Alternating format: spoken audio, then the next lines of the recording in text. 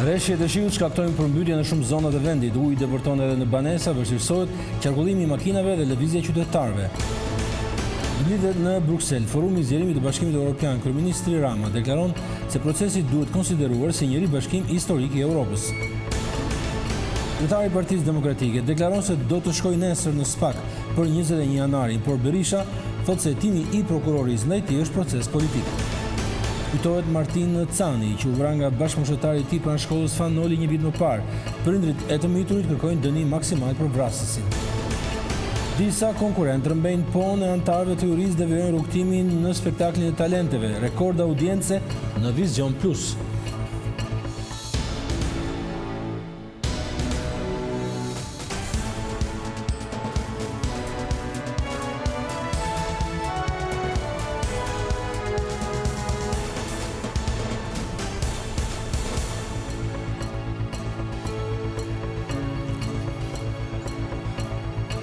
Ora 19. Mbrëma nga Vision Plus, ky është edicioni kryesor i lajmeve. Përkeqësimi i kushteve të motit, shoqëruar me rreshje shiu dhe erë të fortë, kanë sjellë probleme në disa zona. Ka patur përmbytje ku i ka depërtuar në banesa, ndërsa është vështirësuar qarkullimi i mjeteve dhe lëvizja e qytetarëve.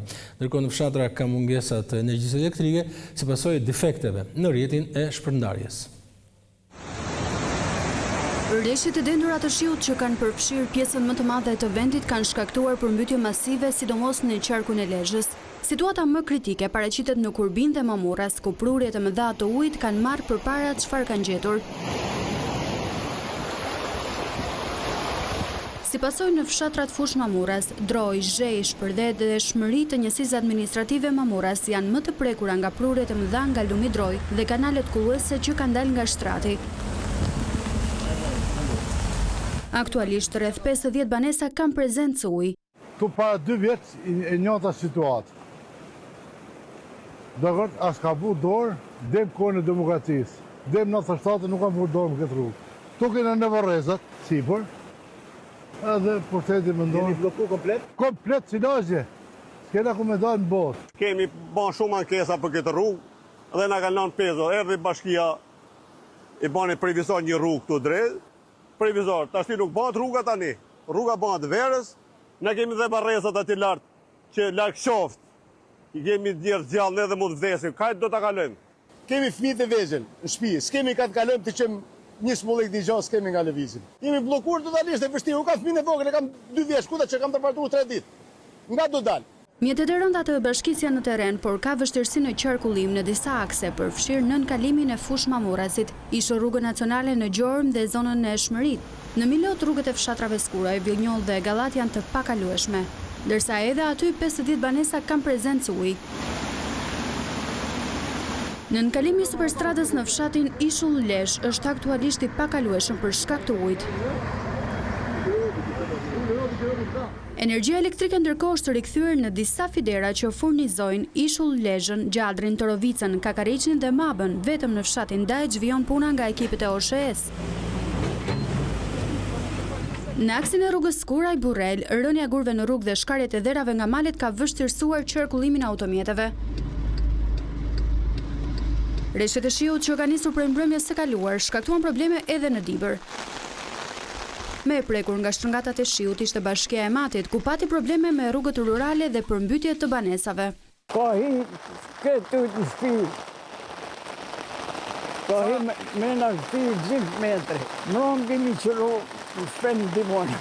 Në digat e Fanit dhe Udzës, prurjet janë rritur ndjeshëm, por sipas autoriteteve nuk është arritur niveli kritik që kërkon hapjen e portave. Pak minuta më vonë do të lidhemi me Shkodrën, me Vlorën dhe me Lezhën për të mësuar më shumë. Ndërkohë, vërshimi i ujrave nga rreshjet e shiut ka shkaktuar përmbytje në disa fshatra në Durrës dhe në Fushkruj. 10 shtëpi janë nën ujë dhe kalimi në rrugë është vështirësuar, ndërsa në Vlorë era e fortë ka rrëzuar pemët në pyllin e Sodës, si dhe në qytet. Rreshjet e shiut të orëve të fundit kanë krijuar një situatë të rënduar në disa zona të Durrësit, pasi shumë sipërfaqe toke dhe banesa janë përmbytur. Situata me problematike ishte në Ishë, Mancë dhe Suks, por edhe në zonën e Borizanës dhe Moriqanit në Kruj. Në këto zona 44 shtëpi janë në ujë, ndërsa në Ishë me shpërmbytur një tjetër banesë. Ndërkohë të gjitha akset kombëtare dhe ato dytësore në qarkun e Durrësit janë të kalueshme, ndërsa uji po tërhiqet. Në terren është ndërhyrë me mjete të rënda nga ekipet e bordit të kullimit dhe ndërmarrjes së rrugëve për të pastruar kanalet kulluese. Në Vlorë erëra të fuqishme që kanë përfshirë qytetin bregdetar kanë rrëzuar druret pyjor në pyllin e sodës, ndërsa një pemë shumë vjeçare pranë rrugës kryesore ka krijuar rrezik për kalimtarit dhe automjetet. Në pyllin e sodës disa pisha janë rrëzuar nga era, duke bllokuar segmentin që të çon në fshatin Zvërnec, ndërsa qarkullimi është vështirësuar deri në ndërhyrjen e strukturave bashkiake. Sipas shërbimit meteorologjik ushtarak, në 24 orët e ardhshme priten rreshje të herpasershme me intensitet të ulët deri mesatar, ndërsa në Shkodër, Vlorë dhe Gjirokastër rreshjet do të intensifikohen në formë shtrëngatash. Trageti i linjës Brindisi Vlorë ka mbritur pranë portit në orën 7:30 të mëngjesit, por për orë të tëra nuk ka arritur që të ankorohet për shkak të kushteve të vështira atmosferike. Era e fortë dhe dallgët e larta detyruan mjetin lundrues me 173 pasagjerë të qëndronte në radhë në pritje të një momenti të favorshëm për ankorim. Autoritetet portuale bën me dije se sapo kushtet e motit u përmirësuan, trageti kreu ankorimin e planifikuar.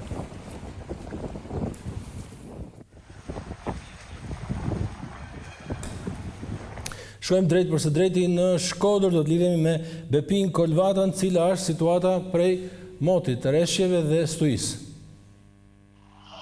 Në fakt në Shkodër situata mbetet shqetësuese, veçanërisht në zonat malore, është bllokuar aksi që lidh malin e Shoshit me Thefin, janë tërhequr forcat armatosura dhe grupet e punës nga terreni për shkak të orëve të natës dhe pritet nesër të rivinë hapja e këtij segmenti rrugor. Ka patur problematika gjatë këtyre orëve, veçanërisht në ndërprerjen e energjisë elektrike në pjesën më të madhe të shkatrave të njësive administrative të Bashkisë së Shkodrës, një pjesë e malësisë të madhe është në errësirë, gjithashtu edhe në Fusharës, ku ka patur gjithashtu rrëshqitje të derave dhe rrugëve që ka krijuar vështirësi me qarkullimin në thuajse të gjitha akset rurale. Fatmirësisht nuk kemi patur deri në këtë moment që flasim për mbytje të territorit, megjithatë orët në vijim pritet të jenë vendimtare pasi parashikohet një intensitet i lartë rreshjesh, çka mund të ndikojë në fakt në përkeqësimin e situatës, duke patur parasysh edhe prurjet në hidrocentrale të kaskadës së Drinit raportohen të jenë maksimale dhe me shumë gjasa nëse do të kemi të saci prurjesh dhe këtë intensitet të lartë rreshjesh, atëherë mund të kemi vështirësi në zonën e Shkodrës pasi do të jenë të detyruar të paktën nga kaskada të kemi shkallkime anësore.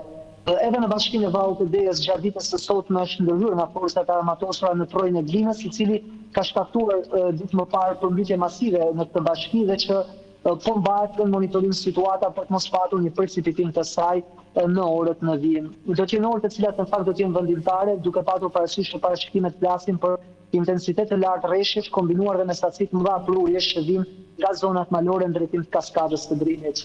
Bepin Kolvata, drejt për së drejti nga Shkodra. Do të zbresim në Vlorë. Do të bisedojmë me Efrosina Papa, mirëmbrëma Efrosina, cila është gjendja në Vlorë? Mirëmbrëma dhe përshëndetje.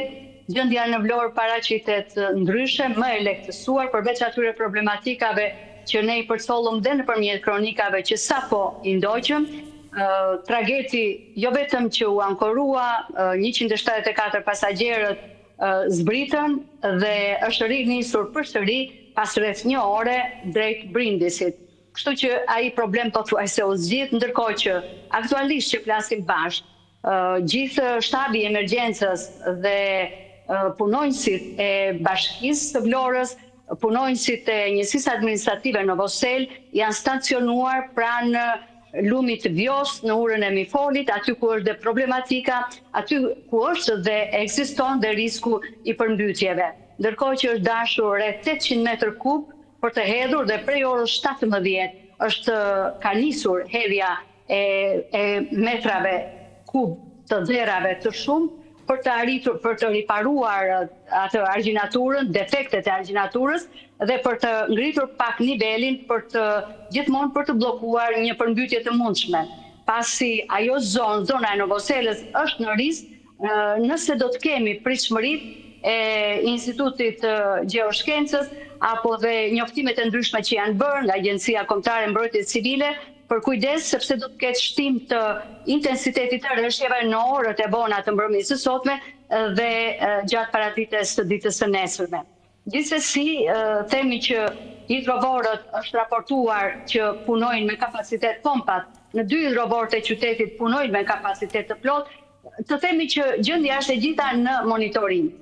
Thash risku është i Novoselës, ndërkohë që atje ka jo vetëm një monitorim nga shtabi i emergjencës nga bashkia, por njëkohësisht dhe banorët janë shumë të sensibilizuar, por dhe për të garantuar pra një ndihmë emergjente nga forcat e bashkisë, për nëse do të ketë një, të themi, fryrje të lumit vjos, gjithsesi autoritetet e bashkisë së Vlorës tonë që kanë komunikuar dhe me autoritetet e bashkisë Tepelen dhe Përmet, pasi aty nis ajo që do të ndodhë me lumin e vjosës.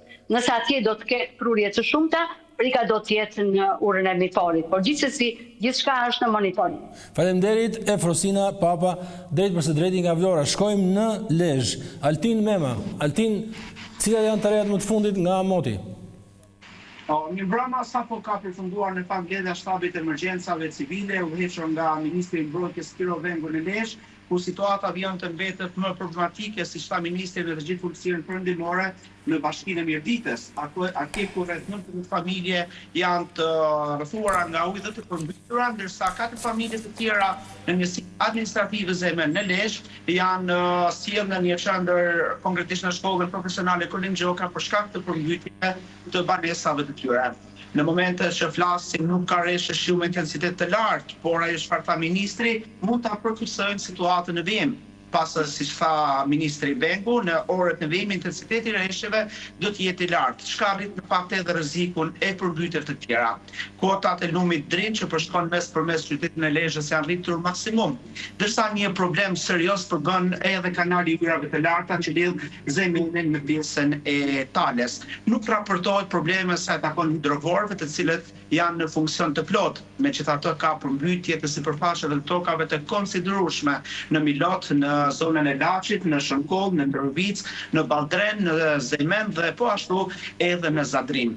Prurjet janë të larta dhe do shohim se si situata do shkojë në vijim. Faleminderit Altin Mema, drejt përse drejti nga Lezhë.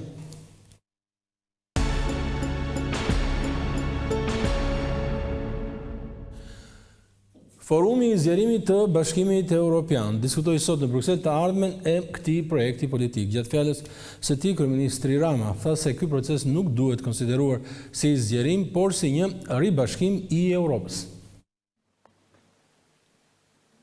Kryeministri Edi Rama ka marrë pjesë në forumin e zgjerimit të Unionit mbajtur në Bruksel. Në vijim të agjendës për çeljen e grup kapitullit të fundit të negociatave, kreu i qeverisë ishte pjesë e panelit, ku tha se zgjerimi është jetik për Bashkimin Evropian.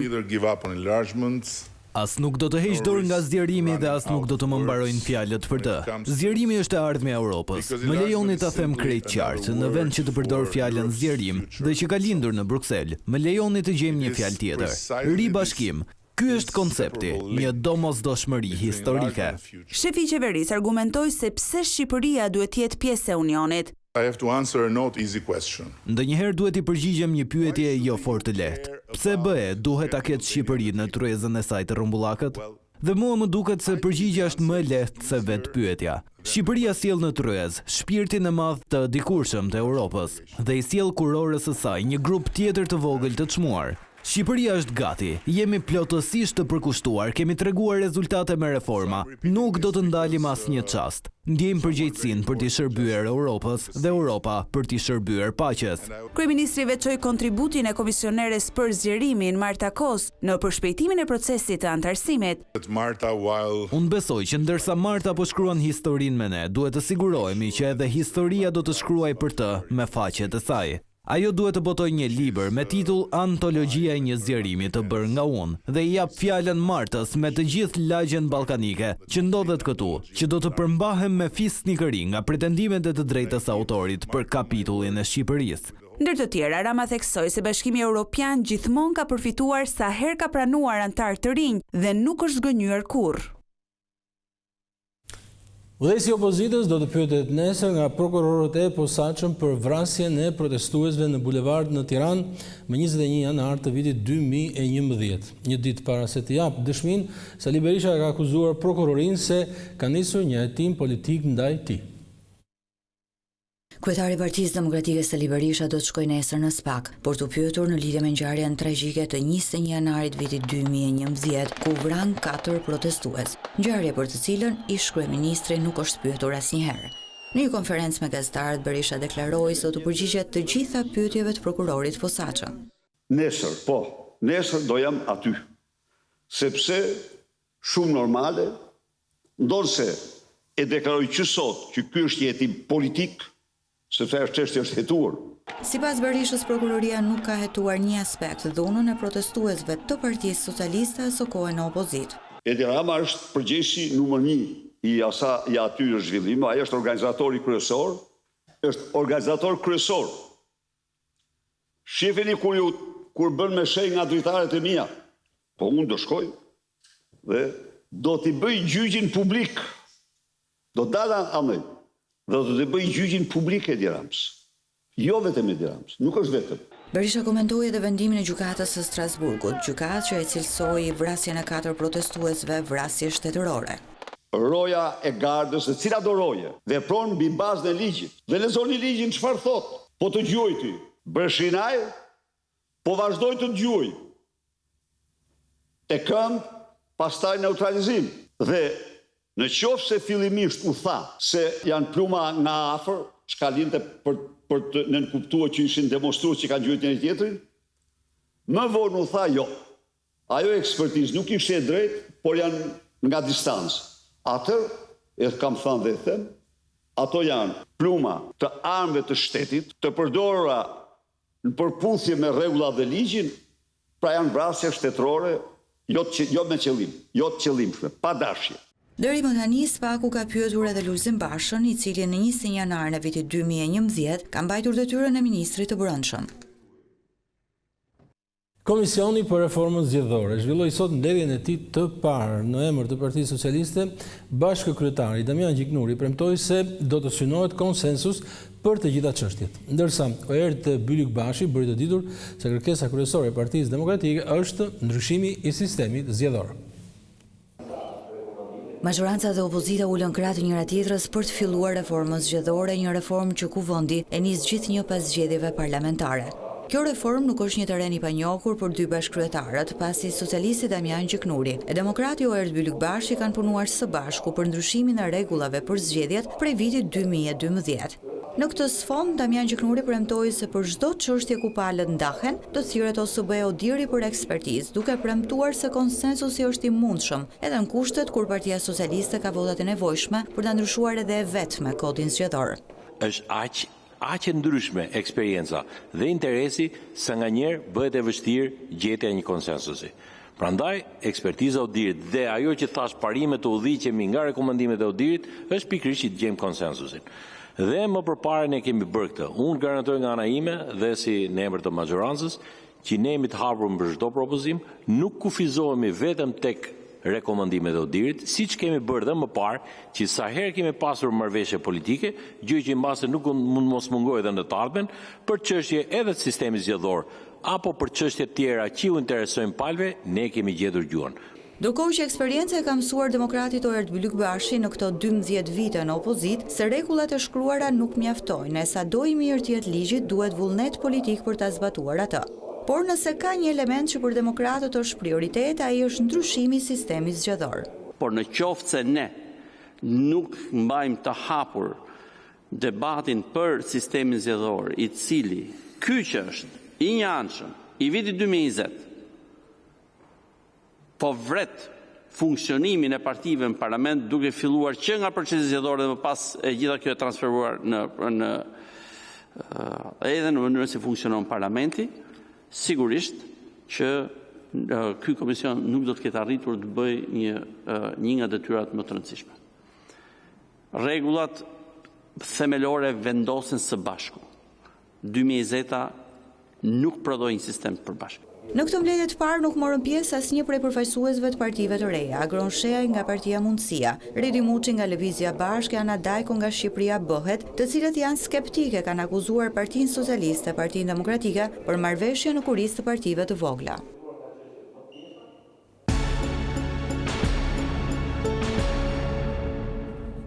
Sot shënohet 1 vjetori i vrasjes së 14 vjeçarit Martin Cani nga bashkëmoshetari i tij pranë shkollës Fanoli në Tiranë. Prindër, shok, mësues kujtuan sot nxënësin që humbi jetën pas një konflikti për motive të dobta. Një ditë do të takohemi prapë, nuk ka rëndësi sa ko duhet. Ne do të shihemi prapë dhe ne do të jemi të lumtur. Pushon në paqe, ndërkohë, sepse kur të takohemi do të mbushim qiellin me të qeshura. Do të marrë me vete kudo të Këto vargje të ndjera shkruar nga kushërira e tij i drejtohen Martinit, djaloshit 14 vjeçar që humbi jetën pasi u godit me thik disa metra larg shkollës Fanoli nga një bashkëmoshatar. Një vit pas ngjarjes së rëndë, dhimbja për prindërit e tij është ende e njëjtë. Me slotëve, ata kujtojnë djalin e tyre plot ëndra që jeta ju ndërpre në shkollë. Martini ishte një fëmijë i lindi i dukshëm dhe ashtu është përsëri. Iku në mënyrën më mizore nga kjo botë, nuk e meritonte edhe nga kush. Nga një bashkëmoshatar i tij, në vend që të ishin shok, ju bë armik dhe i mori jetën. E pyetur për pretencën e prokurorisë për autorin e ngjarjes për dënimin me 25 vite burg, e ëma Martinit thotë se është në pritje të vendimit. Ne jemi në pritje të vendimit, por gjithsesi unë do jem këtu edhe do ngrej zërin përsëri për fëmijën tim. Do ta apeloni? Patjetër. Për prindërit, ambienti i shkollës nuk shihet ende si një vend i sigurt. Unë dua që sot fëmijët e mi të kuptojnë që jeta e tyre është po aq e rëndësishme sa dhe jeta e dikujt tjetër.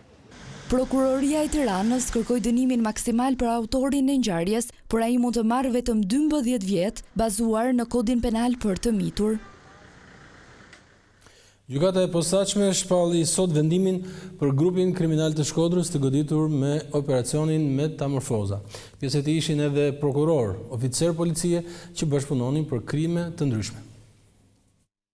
38 vite burg në total do të vuajnë të pandeurit e dosjes Metamorfoza. Gjykata e posaçme shpalli fajtor 5 prej tyre që u zbuluan nga dekodimi i aplikacionit SkyECC.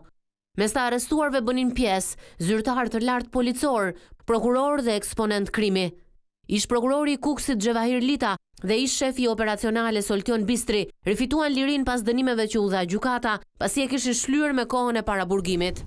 I pari u dënua me 5 vjet burg për korrupsion dhe nxjerrje të sekretit shtetëror, por po të njëjtën akuzë u dënua edhe Oltion Bistri me 3 vjet heqje lirie, ndërsa u shpalli pafajshëm për korrupsion, duke marrë mbrapsht edhe 1.3 milion euro të cilat i ishin sekuestruar nga SPAK, duke përfituar edhe nga ulja e 1/3 së dënimit, për shkak se kishin kërkuar gjykim të shkurtuar, ata u liruan brenda sallës së gjyqit. Vendimi i dhënë nga trupa gjykuese Tleva Deda, Flora Hajredini dhe Irena Gjoka, që qëndruan për 4 orë në dhomën e këshillimit, përfshiu edhe Behar Bajrin, që u dënua për vepra shumë të rënda penale, me 13 vjet burg e që i zbriti në 8 vjet e 8 muaj. Bajri u shpall fajtor për sigurim kushtesh për të vrarë 4 persona, për korrupsion të prokurorëve e gjyqtarëve, armbajtje pa leje, vepra këto të kryera si grupi i strukturuar kriminal.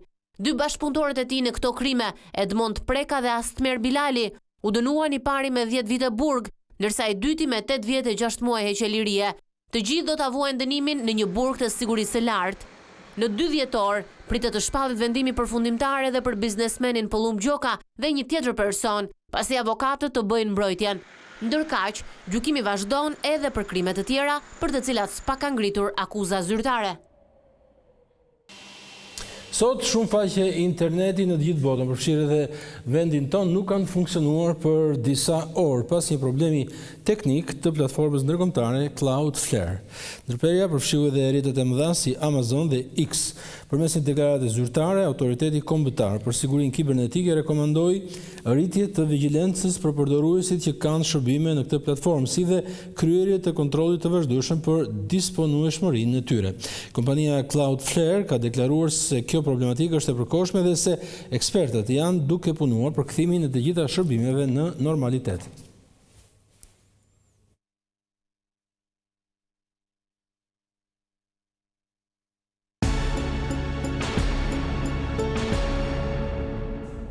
Të tjerë konkurrentë të spektaklit të talenteve performuan përpara juris mbrëmjen e djeshme, disa prej tyre morën po, nga Goni, nga Adelina Ismaili, nga Castro Ziso dhe nga Elsa Lila për të vijuar më tej rrugtimin. Zonja dhe zotëri, mirëprisni prezantimin. Emocionet e rivaliteti po rriten nga nata në natë në skenën e spektaklit më të madh të talenteve në vend. Edhe mbrëmja e 5 të Albania's Got Talent solli surpriza, emocione të forta dhe një sër konkurrentësh që mahnitën publikun dhe jurinë.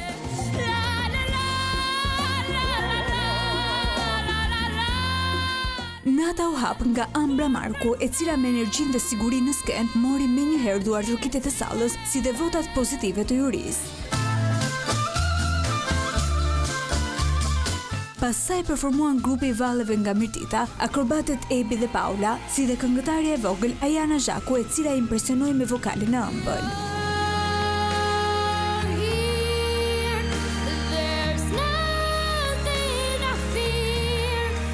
Një nga momentet më të veçanta ishte paraqitja e gjeniut 3 vjeçar Rohan Zoto.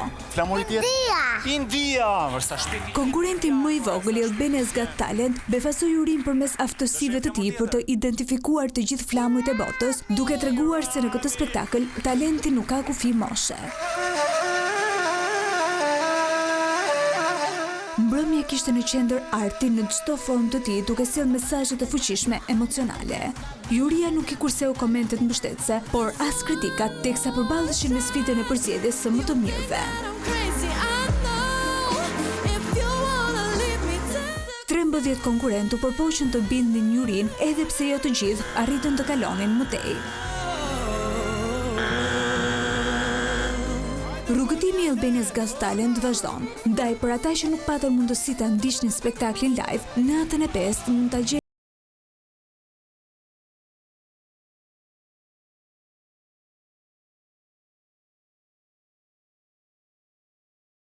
sot e martë 18 nëntor. Ju urojmë moment këndshëm.